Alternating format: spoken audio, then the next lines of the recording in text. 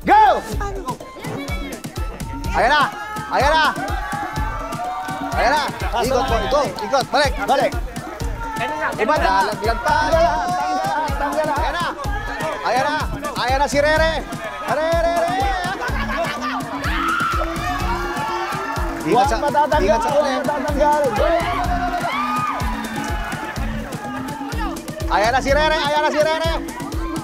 Ay, nako! Ay, nako! Ay, nako!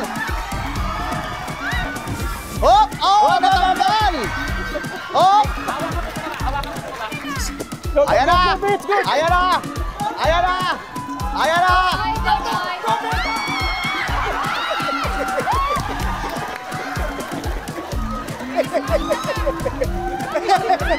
Sayang! Ang talo!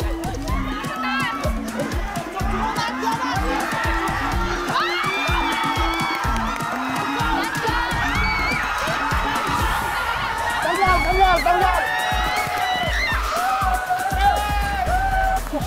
Sobrang lapit.